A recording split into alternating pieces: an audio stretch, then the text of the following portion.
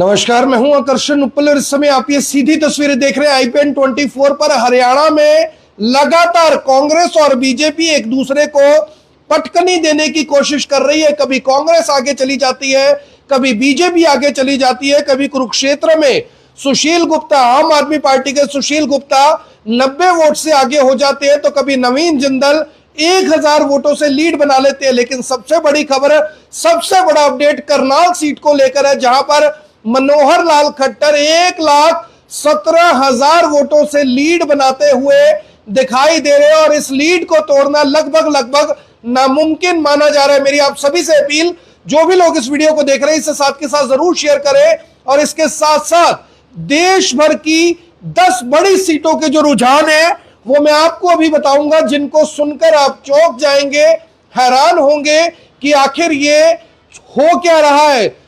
NDA और BJP कहती थी 370 पार, एनडीए होगा 400 पार, लेकिन बीजेपी को तो अकेले बहुमत भी नहीं मिल रहा इन चुनावों में। इस समय जो लीड हो रही है वो एनडीए की लीड है 273 सीटों के ऊपर और इंडिया गठबंधन की लीड हो रही है 253 सीटों के ऊपर। यानी मुकाबला अभी भी कड़ा है और कड़े मुकाबले में कौन जीतेगा ये कहना लगभग नामुश्किल है।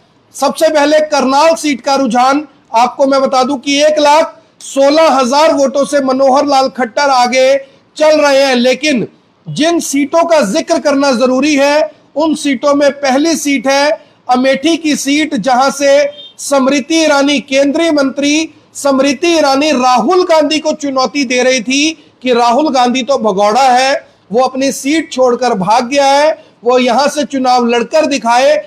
अमेठी से राहुल गांधी ने तो चुनाव नहीं लड़ा, लेकिन किशोरी लाल, जो कांग्रेस परिवार के काफी नजदीकी माने जाते हैं, राहुल गांधी के पीछे उनका काम अमेठी से देखा करते थे। आप यूं कह सकते हैं कि वो राहुल गांधी के दूत के रूप में काम करते थे। वो स्मृति ईरानी को 50,758 वोट की लीड दे रहे हैं। यानी कि किशोरी लाल आगे चल रहे हैं, स्मृति ईरानी पीछे चल रही है। अयोध्या, जहां पर राम मंदिर बना है, जहां से बार बार नारा निकल कर आ रहा था कि जो राम को लाए हैं हम उनको लाएंगे, उसी अयोध्या सीट के ऊपर समाजवादी पार्टी 3,358 वोटों से आगे चल रही है अयोध्या के अंदर। यानी आप सोचकर देखिए, जो हिंदुत्व का कार्ड बीजेपी ने यूपी के अंदर खेला था, वो इस बार बीजेपी का खेला करता हुआ दिखाई दे रहा है और बीजेपी इस समय 38 सीटों पर आगे चल रही है, आरएलडी 2 सीटों पर आगे चल रही है और समाजवादी पार्टी और कांग्रेस को यहां पर 39 सीटें मिलती हुई दिखाई दे रही हैं। इसके अलावा खंडूर साहब की बात करना यहां पर बहुत जरूरी है। खालिस्तान समर्थक अमृतपाल सिंह आजाद उम्मीदवार के तौर पर खंडूर साहिब से चुनाव लड़ रहा है और वो 93,253 वोटों से आगे चल रहा है। इंडिपेंडेंट चुनाव लड़ रहा है अमृतपाल सिंह और इंडियन नेशनल कांग्रेस के कुलबीर सिंह जीरा 1,36,449 वोट लेकर दूसरे नंबर पर है। यहां पर भी ऐसा लग रहा है कि जो चुनाव है वो अमृतपाल सिंह जीत सकता है, जो इस समय असम की डिब्रूगढ़ जेल में बंद है।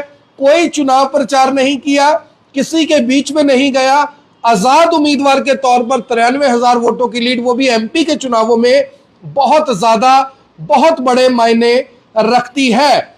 इसके अलावा पटियाला से पूर्व मुख्यमंत्री पंजाब के अमरिंदर सिंह की पत्नी परनीत कौर, जिन्हें कांग्रेस ने रास्ता दिखा दिया था बाहर का, बीजेपी में गए, वहां से वो 18,429 वोट के साथ तीसरे नंबर पर है। दूसरे नंबर पर आम आदमी पार्टी के डॉक्टर बलबीर सिंह है और कांग्रेस के धर्मवीर गांधी चल रहे हैं पहले नंबर पर। 7,000 वोटों की जो लीड है वो उन्होंने यहां पर बनाई हुई है। वहीं संगरूर सीट की अगर बात कर ले तो संगरूर सीट पर इस बार सिमरनजीत सिंह मान हारते हुए दिखाई दे रहे हैं।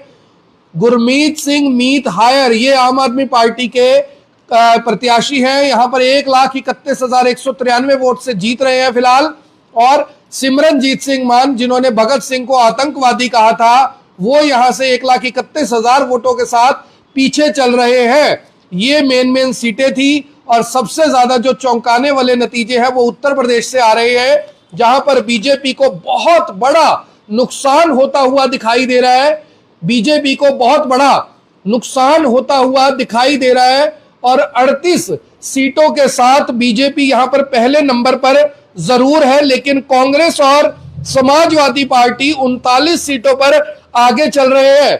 इसके साथ साथ अब आपको पूरे देश का हाल बता देते हैं। तो आप देखिए कि जो एनडीए है वो 275 सीटें यानी 272 का जो आंकड़ा है उससे सिर्फ 3 सीटें ज्यादा यहां पर एनडीए को मिलती हुई दिखाई दे रहे हैं। वहीं इंडिया गठबंधन को यहां पर दिखाई दे रहा है कि इंडिया गठबंधन यहां पर जो लीड है वो बना रहा है।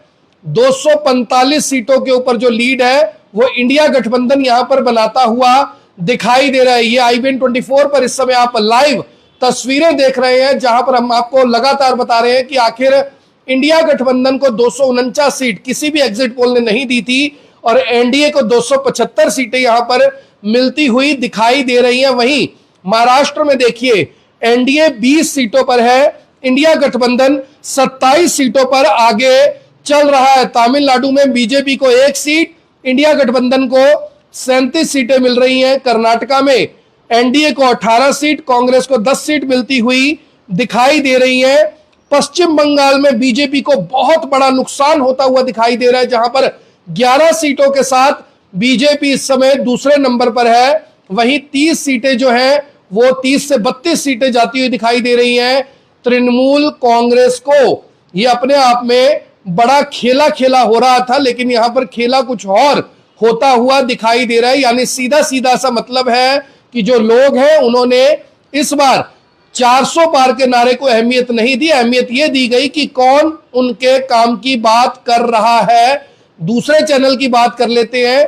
दूसरे चैनल पर इस समय एनडीए को 290 सीटें मिलती हुई दिखाई दे रही हैं, जो हमारे पास अभी के रुझान आ रहे हैं। और वहीं इंडिया गठबंधन को 228 सीटें मिलती हुई दिखाई दे रही है। देखिए एनडीए 296 सीट हो चुकी है और इंडिया गठबंधन को 228 सीटें मिलती हुई दिखाई दे रही है। बीजेपी अपने दम पर 241 सीट ले रही है। 370 की बात हो रही थी कि हमने 370 धारा हटाई है, तो 370 का जो आशीर्वाद है वो जनता देगी, लेकिन यहां पर 241 सीटें ही दिखाई दे रही हैं। टीडीपी के साथ हाल ही में गठबंधन हुआ था, जेडीयू के साथ हाल ही में गठबंधन हुआ था। आप सोचिए कि अगर ये गठबंधन ना होता तो बहुमत से बहुत दूर बीजेपी रह जाती। अब सवाल सबसे बड़ा ये कि देश में सरकार किसकी होगी। सरकार ऐसा लग रहा है कि बीजेपी जरूर बना सकती है, जो रुझान इस समय आ रहे हैं, लेकिन उससे भी बड़ा सवाल यहां पर यह है कि ये जो एग्जिट पोल सामने आए थे, आखिर एग्जिट पोल के नतीजे हकीकत से कितनी दूर पाए गए हैं। कल मैं एक एजेंसी के मालिक को सुन रहा था, वो कह रहे थे कि अगर 400 सीट ना आई तो मैं ये काम ही छोड़ दूंगा। अब काम तो छोड़ेंगे या नहीं छोड़ेंगे, लेकिन लोग उन्हें देखना जरूर छोड़ देगी, क्योंकि उन्होंने ये दावा जरूर किया था, लेकिन दावे से हकीकत काफी दूर नजर आ रही है। ये सबसे बड़ा सवाल यहां पर उठ रहा था। अब बात कर लेते हैं एक और चैनल की, आखिर उस पर क्या दिखाई दे रही है। देखिए जी न्यूज के ऊपर भी इस समय एनडीए 290 सीट पर और इंडिया गठबंधन 233 सीट पर नजर आ रहा है। उत्तराखंड की 5 की 5 सीटें, हिमाचल के 4 की 4 सीटें बीजेपी को जा रही हैं। जम्मू कश्मीर में 2 और 1 का आंकड़ा है। ये देखिए पश्चिम बंगाल बीजेपी 9, टीएमसी 32, कांग्रेस 1। राजस्थान में बीजेपी को बड़ा नुकसान, हाल ही में सरकार बनाई थी बीजेपी ने, लेकिन 14 सीटें वहां पर मिल रही हैं और कांग्रेस को 11 सीटें मिल रही हैं। इस बार का जो चुनाव है वो मुद्दों से कहीं ना कहीं भटक गया था। पूरे का पूरा चुनाव आकर खड़ा हो गया कि आपका मंगलसूत्र उतार लिया जाएगा, आपकी प्रॉपर्टी बेच दी जाएगी, मुसलमानों को आरक्षण दे दिया जाएगा। यानी आप सोचकर देखिए कि आम आदमी को इन चीजों से कितना सरोकार है। क्या सचमुच ऐसा होने वाला है? क्या जनता इतनी मूर्ख है कि उसे पता ही नहीं लग पा रहा? तो मेरी आप सभी से अपील, जो भी लोग इस वीडियो को देख रहे हैं इसे साथ के साथ जरूर शेयर करें। लोग लगातार पूछ रहे हैं कि हरियाणा के क्या समीकरण है, तो हरियाणा में इस समय कांग्रेस 5, बीजेपी 5। अंबाला की बात कर ले, अंबाला में 22,500 वोटों के साथ कांग्रेस आगे चल रही है, वरुण चौधरी आगे चल रहे हैं। दूसरी सीट भिवानी महेंद्रगढ़ 17,430 वोटों के साथ धर्मवीर 1 नंबर पर है, राव दान सिंह दूसरे नंबर पर है। फरीदाबाद में कृष्ण पाल गुज्जर को 86,692 वोटों की लीड मिल रही है, बीजेपी से चुनाव लड़ रहे हैं। गुड़गांव से राज बब्बर 20,631 वोट के साथ पहले नंबर पर बने हुए हैं। वहां की सीट फंसी हुई लग रही है, जीतेगा कौन देखने वाली बात होगी। हिसार से जयप्रकाश लीड कर रहे हैं 12,439 वोट के साथ।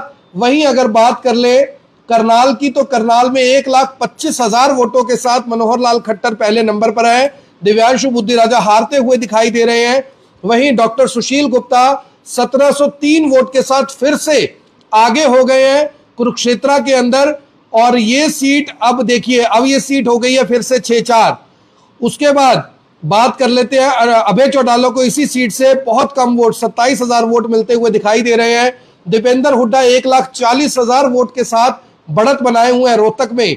रोहतक के बाद सिरसा में कुमारी शैलजा 1,43,816 वोट के साथ जीतती हुई दिखाई दे रही है। और सोनीपत में मोहनलाल बड़ौली 11,314 वोट के साथ पहले नंबर पर आ गए हैं। यानी कि सोनीपत में बात हो रही थी कि सतपाल ब्रह्मचारी सीट निकाल सकते हैं, हालांकि अभी नतीजे आए नहीं है, लेकिन फिलहाल के जो नतीजे हैं वो ये बता रहे हैं कि सतपाल ब्रह्मचारी 11,314 वोट के साथ पीछे चल रहे हैं। आपके शहर में, आपकी लोकसभा सीट में क्या हाल है? आपको क्या लग रहा है कि किसकी सरकार बनेगी? ये जरूर बताइएगा। कुछ देर में फिर से आपके साथ जुड़ेंगे। आप देख रहे हैं i24। मैं हूं आकर्षण उपल करनाल से, आप सभी के साथ लाइव। धन्यवाद।